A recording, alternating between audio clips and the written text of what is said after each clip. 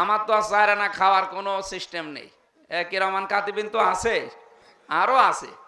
সুতরাং আমার যেহেতু বলা আছে যে 5 টাকা এই 5 বছরে বাড়বে না, আরও যা আছে কমে যাবে। সুতরাং যা আসবে আমি কথা দিয়ে যাচ্ছি এই রমজানে ইফতারের আগে যেখানে যেটা আসবে শুধু দায়িত্ব নিয়ে পৌঁছিয়ে দেব।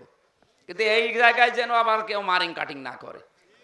অনেকে আছে যারা সরকারি দলে আছে, ওরা মনে করছে আমরা একেবারে কি হয়ে গেছি সব। আবার না, কিছু নিতে হলে আপনার আমার সই লাগবে, তাছাড়া আপনি পাবেনও না।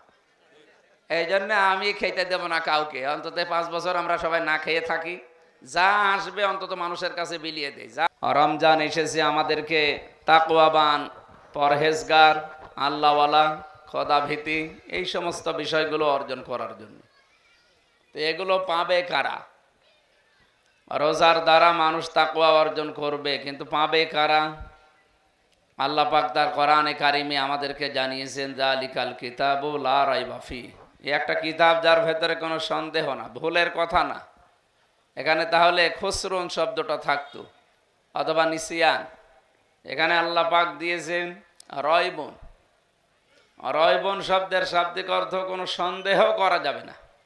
এই যে সন্দেহ করা যাবে না, কোরআনে কারিমের কি 2-1টা আয়াতের উপরে না পূর্ণাঙ্গ কোরআনের উপরে? আমরা যেভাবে নামাজি, যেভাবে রোজাদার, এইভাবে যদি ব্যবসায়ী, এইভাবে যদি অন্তত রাজনীতিবিদ হতে পারতাম, বাংলাদেশটা আমার মনে হয় জান্নাত হয়ে যেত। কারণ নামাজ একেবারে আমরা কম পড়ি তা না। একটা মানুষ যদি চুরি করে, চুরি করলে তার পেছনে আমরা নামাজ পড়ি। যদি একেবারে সরাসরি জানা যায় যে উনি চোর, উনি চুরি করেছে, এই জন্য মানুষ ওনাকে চোর বলে, উনি যদি এসে নামাজে দাঁড়ায় ইমামতি, আপনি পড়বেন? সবাই জবাব দিলেন না। পড়বেন আপনি? উনি যত বড় শিক্ষিত হোক আর মার্জিত হোক, কারণ উনি চুরি করেছে। এখন আমরা বাস্তবতায় বাংলাদেশের বহু ইমামকে, বহু আলেমকে দেখি তারা ইমামতির জায়গায় দাঁড়াচ্ছে। বহু নেতাকে, নেতা মানে তো ইমাম, আমি শুধু মসজিদের ইমামের কথা বলছি না। এই ইমাম মানে পরিবার, সমাজ এবং রাষ্ট্র যারা চালায় প্রত্যেকটা ইমাম। প্রত্যেকটা কি? এই ইমামগুলো যদি চোর হয়, এই ইমামগুলোর পেছনে আমরা নামাজ পড়তে রাজি কেউ আছি এখানে? চুরি করা একটা কবিরা গুনাহ, এটা আমরা সবাই জানি কিনা? কোরআনে নেই? আস-সারিকু ওয়াস-সারিকাতু ফাকতাউ আইদিয়াহুমা জাযাম বিমা কাসাবা নাকালাম মিনাল্লাহ। একেবারে স্পষ্ট সূরা মায়েদার 37 নম্বর 38 নম্বর আয়াত। এই পৃথিবীতে যারা চুরি করবে, সে পুরুষ হোক আর নারী হোক, যদি সাক্ষ্য প্রমাণে ধরা পড়ে তার হাত কেটে দেওয়া লাগবে। এই বিধানটা কার বলেন তো? আল্লাহ বলেন এই বিধান দিয়েছি শুধু দুনিয়ার জন্য। জাযাম বিমা কাসাবা নাকালাম মিনাল্লাহ, এটা দুনিয়ার শাস্তি। পরকালে কি করব চোরের, এটা আমি জানি। তাহলে আমরা কি বুঝলাম এই আয়াতগুলো দিয়ে? যে চোর চুরি করলে তার হাত কেটে দেওয়া লাগবে, এটা দুনিয়ার শাস্তি। এরপরে জেনা করলে যদি প্রকাশ্যে শাস্তি সাক্ষ্য থাকে 4 জন, এই মানুষগুলোর জন্য সঙ্গে সারের যে বিধান, বিবাহিত হলে মেরে ফেলা লাগবে, আর অবিবাহিত হলে তারে চাবুক মারা লাগবে। এই যে এই নিয়ম নীতিগুলো আমরা জানি কঠিন কঠিন, এই জন্য এগুলো সামনে আসলে আমরা তার পেছনে নামাজ পড়ি না, কারণ এগুলো সব কবিরা গুনাহ। কি গুনাহ? সবাই বলেন। এই যে মানুষ যে আমার সামনে নেই, তার সম্পর্কে একটা কথা আমি বললাম, যে কথাটা শুনলে সে রাগ করতো, মন খারাপ করতো, এইটার নাম আরবিতে বলা হয় গীবত। কি বলে? এই গীবত বাংলাদেশে নেই। এই গীবত কোনো পীর সাহেব করে না, কোনো ইমাম সাহেব, কোনো বক্তা। এরা যদি গীবত করে, তো গীবত করা কি গুনাহ? চুরি করাও কবিরা গুনাহ, জেনা করাও কবিরা গুনাহ, গীবত করা এর চাইতে আরো মারাত্মক আর একটা ধাপ আছে, তার নাম তহমত। তার নাম কি? তহমত কি? যেই দোষ ছাড়ের ভেতরে নেই, এই দোষ যদি আমি বানিয়ে ওনার নামে চালিয়ে দেই, তাহলে এইটা শুনে ওনার যে সম্মান নষ্ট হচ্ছে সারা দুনিয়ায়, অথচ দোষ উনি করে নাই।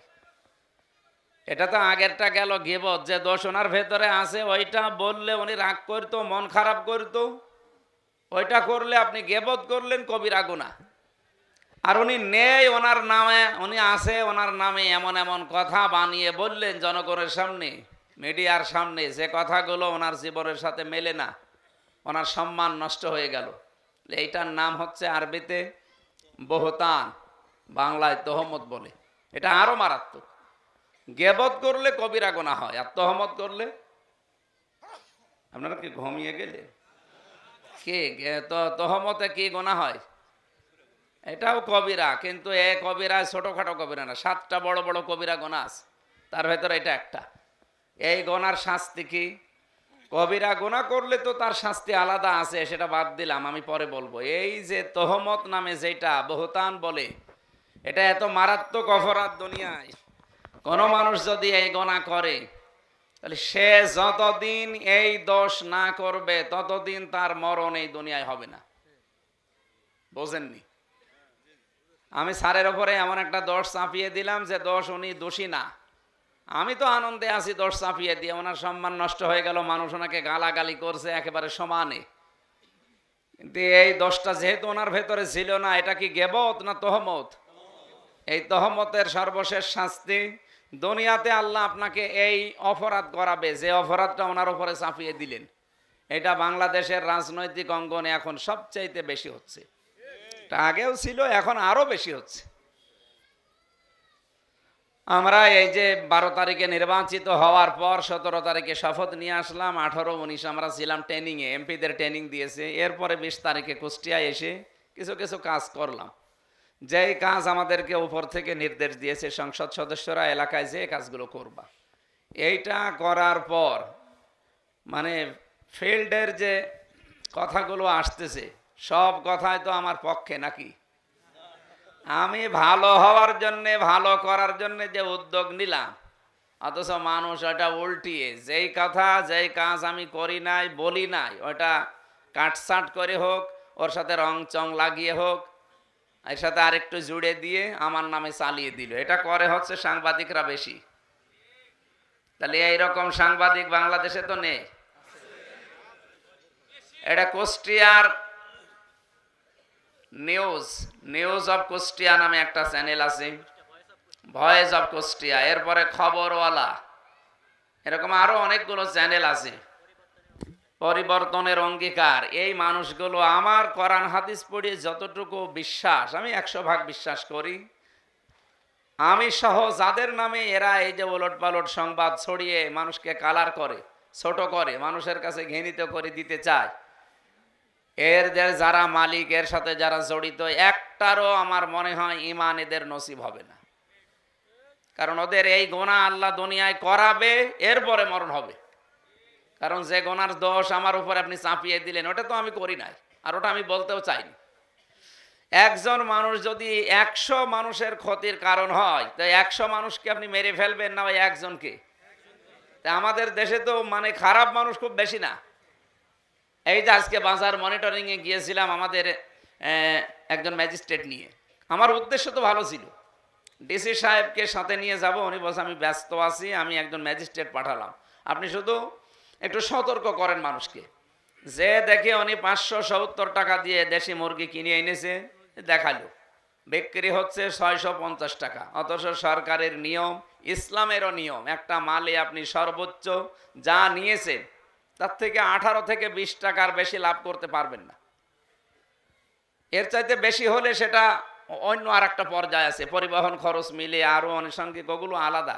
কিন্তু আমাদের এই যে আশপাশ যে ব্যবসাগুলো, অন্তত 30-35 কিলোর ভেতরে যেগুলো মালামাল আমরা বেচা কেনা করি, এখানে 18-20 টাকার উপরে লাভ করার সরকারের নিয়মেও নেই, ইসলামের নিয়মে নেই। ওখানে লাভ করছে কত? 80 টাকা। আমার নাই টাকা আছে, স্যারের নাই, সে রিটায়ার্ড হওয়ার টাকা আছে, স্যার কিনে নিল। কিন্তু যেই লোকটা এ মাসে 15,000 টাকা বেতন পায়, ওর ঘর ভাড়া দিয়ে সংসার চালিয়ে, ও দেশি মুরগি তো কিয়ামতের পরেও খেতে পারবে না। তো এই যে আজকে ম্যাজিস্ট্রেট 1 লাখ টাকা জরিমানার নিয়ম আর 1 বছরের জেল, আমি সাথে ছিলাম, আমি বললাম না আজকে অত কিছু করার দরকার নেই, ছেড়ে দিন। যেহেতু তারা সরকারি লোক, সর্বোচ্চ তারা 5,000 টাকা জরিমানা দিয়েছে, আমি তাও কমাতে চাচ্ছিলাম। আমি মনে করলাম যে সর্বোচ্চ 1-1.5 হাজার 2,000 টাকা দেয় অন্তত সংশোধন করার জন্য। ম্যাজিস্ট্রেট বলছে আমি গতকালকেও লোক পাঠিয়েছিলাম ম্যাজিস্ট্রেট, তারা এসে অলরেডি সতর্ক করে দিয়েছে, কিন্তু এখনো কোনো পরিবর্তন নেই। তা আপনি অন্তত এমপি সাহেব, আপনি সবার উপরে কুষ্টিয়ায় বাধা দিয়েন না, অন্তত 5,000 টাকা না দিলে এ কালকে আবার করবে। তো এখন কি করব, এখন আইনের হাতে তো সবাই আমরা বাধা, যেহেতু আইন তৈরি করার জন্য আপনারা আমাদেরকে পাঠিয়েছেন সংসদে, এখন আমরা আইন বানিয়ে দিয়েছি মনে করেন এগুলো, এটা তো আমি এখন না মানি তো ম্যাজিস্ট্রেটের সামনে আমার দাম থাকে, বাধ্য হয়ে আর কিছু করার নেই, উনি এই জরিমানা দিল 5,000। এই নিয়ে তোলপাড় চলছে। আমার মনে হয় আর 10 মিনিট আছে না, আর 2-4 মিনিট বলছি, শেষ করে দিচ্ছি, এরপরে আপনারা ইফতারি দিয়েন 2-3 মিনিট। বাস্তবতা হচ্ছে এই নিয়ে যে সাংবাদিকরা লিখলো যে আমির হামজার উপস্থিতিতে ম্যাজিস্ট্রেট গরিব মানুষের ওপর অত্যাচার চালিয়েছে। আমি কি অত্যাচার করার জন্য গেছি না আরো 100 মানুষকে বাঁচাতে গেছি? বলেন, আমার মনের উদ্দেশ্য বাস্তবতা সবই তো আমি জানি। আপনি কোন দোষ চাপিয়ে দিলেন আমার উপরে? এটা নিউজ 24 এই নিউজ করেছে এবং 71 টিভি, আরও আমি যেগুলোর নাম বললাম, ভয়েস অফ কুষ্টিয়া, খবরওয়ালা, পরিবর্তনের অঙ্গীকার, এরকম বিভিন্ন চ্যানেল খুলে যার আগা মাথা নেই। ডিসি সাহেবের কাছে কালকে আমি বসা থাকা অবস্থায় দেখলাম খবরওয়ালা এবং ভয়েস অফ কুষ্টিয়া, পরিবর্তনের অঙ্গীকার, এদের নামে অলরেডি কারা যেন এসে নালিশ দিয়ে গেল লিখিত, যে এদের কোনো নিয়ম নীতি নেই, এদের মালিকও পালিয়েছে, সেই 5 আগস্টে পালিয়ে গেছে, এখনো পর্যন্ত 2 নাম্বারই করে চলছে, তারা নিজেরা 2 নাম্বার, আর আমার এই জাতির সামনে 2 নাম্বার করার জন্য উঠে পড়ে লিখেছে। তা আমি আপনাদের আহ্বান জানাচ্ছি, যেহেতু আমরা চুরি করলে ডাকাতি করলে তার পেছনে নামাজ পড়ি না জেনে শুনি, অথচ এই যে গেবত গুলো যারা করছে, এরকম গেবত অনেক ইমাম অনেক আলেমও করছে, কি কথা বলে না কেন? গেবত করা, তহমতের, এই যে তহমত বললাম, একটা দোষ চাপিয়ে দেওয়া, এটা কবিরা গুনাহ কিনা বলেন? চোরের পেছনে যদি নামাজ না হয়, ওই ইমামের পেছনে নামাজ হবে? যে লোকটা আমার প্রতি একটা দোষ চাপিয়ে দিল অথবা আমার নামে গিবত করলো, তাহলে চুরি করাও কবিরা গুনাহ, গিবত করা, তহমত করাও কবিরা গুনাহ। কবিরা গুনাহ করলে তার পেছনে নামাজ হয়? আরো জোরে বলেন। কুষ্টিয়ার 6 রাস্তার মোড়ের ইমামিনী এখন মাওলানা আব্দুল খালেক প্রতিনিয়ত অহরহ গিবত করছে। মাওলানা ইলিয়াস রহমতুল্লাহ আলাইহি, এখন তো মারা যায়নি, ইলিয়াস শাহ, মরে গেলে রহমতুল্লাহ বলতাম, এই লোকটা পর্যন্ত আলেমদের নাম নিয়ে একাধারে গিবত করে যাচ্ছে, বিশেষ করে জামাত ইসলামী বাংলাদেশের নাম নিয়ে, অথচ যে দোষগুলো আমরা করি নাই, আমাদের উপরে আন্দাজে ওই কাটসাট ভিডিও দেখে চাপিয়ে এগুলো করছেন। এরকম মানুষের পেছনে নামাজ পড়লে চোরের পেছনে আপনাকে নামাজ পড়া লাগবে। কে কথা বললেন না কেন? চোরের পেছনে আপনি নামাজ পড়েন না, জেনাকারের পেছনে নামাজ পড়েন না, তাহলে এনার পেছনে নামাজ হয় কি করে বলেন? আমি আশা করব এরকম মানুষ যেন ইমামতি না করে, কারণ এগুলোর পেছনে নামাজ হবে না। এজন্য আমি নামাজ 6 রাস্তার মোড়ে পড়ি না, কারণ আমার নামাজ আমি জেনে শুনে দেখছি সে গিবত করছে, তহমত করছে আমার নাম দিয়ে, আরো আলেমদের নাম নিয়ে, বিশেষ করে তার সবচাইতে বড় শত্রু হচ্ছে জামাত ইসলামী বাংলাদেশ। এমন অনেক বহু কথা জানিয়েছে যেগুলোর সাথে আমাদের কারো সম্পর্ক নেই। সুতরাং আমরা আজকে থেকে যদি চোরের পেছনে, ডাকাতের পেছনে নামাজ না পড়ি, আমরা কোনো গেবতকারী, তহমতকারীর পেছনে নামাজ পড়তে রাজি না, এবং এরকম নেতাও আমরা সামনে বানাতে রাজি না। কথা ঠিক আছে? আমি দায়িত্ব নিয়ে ঢাকা থেকে বলেই এসেছি, আমি কুষ্টিয়া 1 নম্বরে চাঁদা মুক্ত করব, 2 নম্বরে মাদক মুক্ত করব, 3 নম্বরে আমরা মানুষের কাজের ব্যবস্থা করব। এই কাজগুলো কি, উদ্যোগগুলো খারাপ? তা আপনারা সাথে থাকেন না। সাথে যদি না থাকেন আমি একা একা পারবো? সময় যেহেতু কম আছে, এজন্য আমরা মোত্তাকি হওয়ার জন্য সবাই রাজি আছি। কোরআন এসেছেও আমাদের মোত্তাকি করার জন্য। মোত্তাকি হতে হলে কি কি করা লাগবে, এখানে 5টা গুণ দেওয়া আছে। আল্লাযীনা ইউমিনুনা বিল গায়বি ওয়া ইউকিমুনাস সালাতা ওয়া মিম্মা রাযাকনাহুম ইউনফিকুন, এগুলো আরো আছে, আপনারা বিস্তারিত বাড়িতে পড়বেন। সূরা বাকারার প্রথম দিকের আয়াত। আপনার এখানে ইফতারি ভাগ করা হবে, দোয়া আছে। আজকের মতো আমরা দোয়া করে শেষ করছি। আগামীতে আবার আপনাদের কাছে আমরা আসবো। আমরা এমপি না, আমরা আপনাদের খাদেম হয়ে থাকবো ইনশাআল্লাহ। আমি যেগুলো কথা দিয়েছি, যেহেতু আমরা সরকারে যেতে পারি নাই, বিরোধীতে আছি, সরকারি দলের এমপি, বিরোধী দলের এমপি, স্বতন্ত্র এমপি, সবার জন্য বাজেট সমান। শুধুমাত্র কথা বলা যাবে না, শুধুমাত্র এই যে মহিলা মেম্বার যারা, মহিলা এমপি যারা হবে, নারী এমপি, সংসদ সদস্য সংরক্ষিত, এই 50 জনেরটা একটু আলাদা আলাদা, ওদের অল্প অল্প কিছু দেবে নাম কাওয়াস্তে। কিন্তু এই যে 300 জন যারা তাদের প্রত্যেকের সমান, সে সরকারি দলে হোক, বিরোধী দলে হোক, স্বতন্ত্র হোক। আমার তো আর চায় না খাওয়ার কোনো সিস্টেম নেই, কিরমান কাতিবিন তো আছে, আরও আছে। সুতরাং আমার যেহেতু বলা আছে যে 5 টাকা এই 5 বছরে বাড়বে না, আরও যা আছে কমে যাবে, সুতরাং যা আসবে আমি কথা দিয়ে যাচ্ছি এই রমজানে ইফতারের আগে যেখানে যেটা আসবে শুধু দায়িত্ব নিয়ে পৌঁছিয়ে দেব।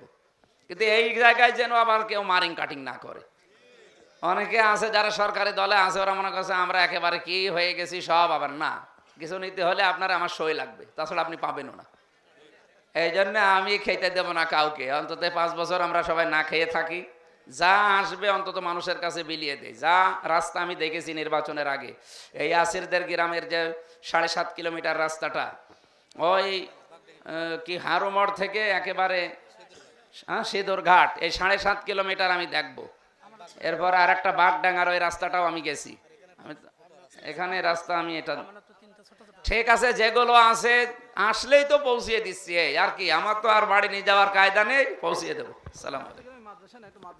আমরা ওটা চেষ্টাতে আছি। জি আলহামদুলিল্লাহ, আমাদের এমপি মহোদয় একজন আলেম মানুষ। আপনারা যে ধর্মীয়গুলো যে দাবি করেছেন, ইনশাল্লাহ আমরা আস্তে আস্তে, সময় তো অনেক আছে, 5 বছর, আল্লাহ যদি আমাদের চায় ইনশাল্লাহ পূরণ হবে। তবে আশা রাখেন প্রিয় ভাইয়েরা,